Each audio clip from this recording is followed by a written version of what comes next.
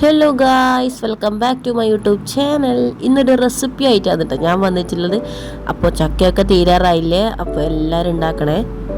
അതിനായിട്ട് മെയിനായിട്ട് വേണ്ടത് നമ്മളെ ചക്കയാണ് കേട്ടോ. ചക്ക, അരിപ്പൊടി, പിന്നെ നമ്മളെ വെല്ലം ഏതായാലും കുഴപ്പമൊന്നുമില്ല. പക്ഷെ എന്താ ഈ നമ്മളിതിനെ കറുത്ത വെല്ലം എന്നാ പറയുക നമ്മളിവിടെയൊക്കെ. ഇതുപോലെ വെല്ലവും കൂടി ഉണ്ട് കേട്ടോ. അതെടുത്താലും ഒരു കുഴപ്പമില്ല. അപ്പോൾ നമുക്ക് ആദ്യം തന്നെ വെല്ലമെല്ലാം ചിരണ്ടി എടുക്കുക. ചിരണ്ടി എടുത്തിട്ടെങ്കിലും കുഴപ്പമില്ല, ഇങ്ങനെ കട്ട് ചെയ്ത് അല്ലെങ്കിൽ ഇങ്ങനെ മുഴുവനായിട്ട് വെച്ചാലും മതി. പക്ഷെ അതിനേക്കാളും കൂടുതലായിട്ട് വെള്ളം അലിയുന്നുണ്ടെങ്കിൽ ഇതുപോലെ ചിരണ്ടി ഇട്ടാലാണ് നല്ലത് കേട്ടോ. ഞാനിപ്പോൾ ഇതൊരു 3 കട്ട വെല്ലം എടുത്തിട്ടുണ്ട്. അപ്പോൾ നിങ്ങൾ ചെയ്യുമ്പോൾ കുറച്ച് വെള്ളം ഒഴിച്ചിട്ട് മാത്രം അടുപ്പിൽ വെക്കുക. എൻ്റെ ഒരു മിസ്റ്റേക്ക് പറ്റിപ്പോയി, കുറച്ച് വെള്ളം അധികമായിപ്പോയി. അതുകൊണ്ട് മധുരം കുറയും നമ്മൾ മാവ് കുഴക്കുന്ന സമയത്ത്. ഇങ്ങനെ ചെയ്യുവാണെങ്കിൽ വേഗം തന്നെ വെള്ളം അലിഞ്ഞ് കിട്ടും കേട്ടോ. പിന്നെ വെള്ളം അധികമായിട്ടുണ്ടെങ്കിൽ നമ്മൾ കുറച്ചും കൂടി കുക്ക് ചെയ്തിട്ട് വെള്ളം കുറച്ച് വറ്റുന്ന വരെ കുറച്ചാക്കി കഴിഞ്ഞാൽ ആ വെള്ളമൊക്കെ പോയി കിട്ടുമേ. അപ്പോൾ നമുക്ക് ആവശ്യമുള്ള വെള്ളമൊക്കെ അലിഞ്ഞ് കിട്ടിയിട്ടുണ്ട്.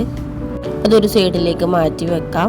പിന്നെ ഒരു മിക്സിയുടെ ജാർ എടുക്കുക. അതിൽ നമ്മളെ ചക്ക ഇട്ട് കൊടുക്കുക.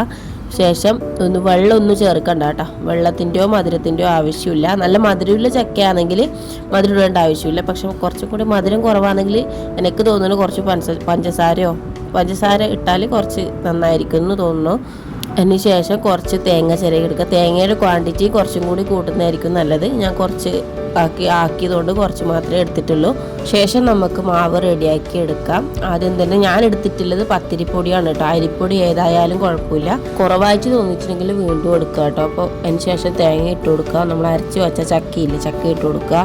പിന്നെ ഏലക്കായ് പൊടിച്ചത് ആവശ്യമാണ് കേട്ടോ. ഏലക്കായ് പൊടിച്ചത് ഇട്ട് കൊടുക്കുന്നതുകൊണ്ട് നല്ലൊരു ഫ്ലേവറും മണമൊക്കെ ഉണ്ടാവും കേട്ടോ. ശേഷം നമുക്ക് ഉരുക്കി വെച്ച വെല്ലം ചേർത്ത് കൊടുക്കുക കേട്ടോ. കുറച്ചായി ഒഴിച്ചിട്ട് വേണം ഇത് മാവൊന്ന് കലക്കിയെടുക്കാൻ.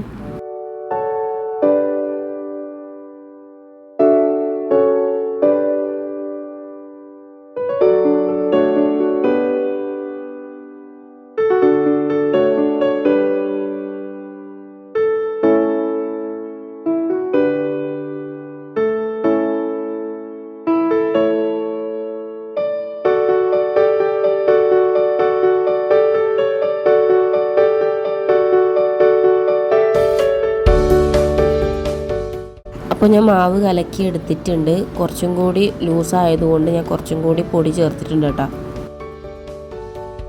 ഇത് ഉണ്ടാക്കുമ്പോൾ ഏറ്റവും കൂടുതൽ ആൾക്കാർ ഉപയോഗിക്കുന്നത് നമ്മുടെ കുറുക്കൂട്ടീൻ്റെ ഇലയാണ് കേട്ടോ. അതുപോലെ തന്നെ നമ്മുടെ മഞ്ഞളുടെ ഇലയും. ഇത് രണ്ടുമാണ് ഇതിന് ഏറ്റവും ബെസ്റ്റായ സാധനം. പിന്നെ എനിക്ക് ഇത് രണ്ടും ഇവിടെ അവൈലബിൾ അല്ലാത്തതുകൊണ്ട് ഞാൻ വാഴയില വെച്ച് അഡ്ജസ്റ്റ് ചെയ്തിട്ടോ. വാഴയിലയിൽ ഇതുപോലെ മടക്കിയിട്ട് ഒരു പച്ച ഈർക്കൽ തന്നെ എടുക്കാൻ നോക്കുക. അതുകൊണ്ട് ഇതുപോലെ കീറാണ്ട് നോക്കണേ. ഇതുപോലെ ഒന്ന് കുത്തി കൊടുത്തിട്ട് ബാക്കി വരുന്ന ഇലയോ കമ്പൊക്കെ കട്ട് ചെയ്ത് ചെയ്യുക.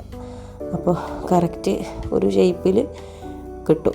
ഇതുപോലെ തന്നെ നമുക്കെല്ലാം ചെയ്തെടുക്കാം കേട്ടോ.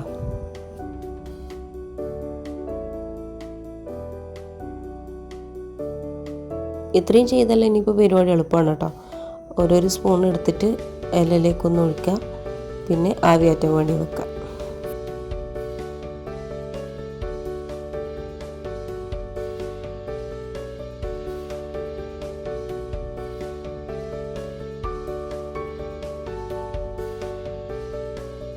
അങ്ങനെ എല്ലാം റെഡിയാക്കി വെച്ചിട്ടുണ്ട്. അപ്പോൾ ഇനിയൊരു 20 മിനിറ്റോളം ആവി കയറ്റാനൊന്ന് വെക്കുന്നുണ്ട്. നന്നായിട്ട് വേവട്ടെ. അങ്ങനെ വെന്ത് കിട്ടിയിട്ടുണ്ട് കേട്ടോ. അങ്ങനെ തുറക്കുമ്പോൾ ഒരു മണമുണ്ടേ, ഒന്നും പറയാനില്ല. ഇതാ കളറ് ആ ഇലയിൽ ആക്കിയോണ്ട് അത്രയും ഭംഗിയുണ്ടത് കാണാൻ. അപ്പോൾ ഒരു ചക്കയെല്ലാം കിട്ടുമ്പോൾ ഇതുപോലെ ഒന്ന് ട്രൈ ചെയ്ത് നോക്കണം കേട്ടോ. ചക്കക്കാലം ഇപ്പോൾ തീരും. അപ്പോൾ അടുത്ത വീഡിയോ ആയിട്ട് കാണാം. ചാനൽ കാണാത്തവരുണ്ടെങ്കിൽ സബ്സ്ക്രൈബ് ചെയ്യാൻ മറക്കല്ലേ.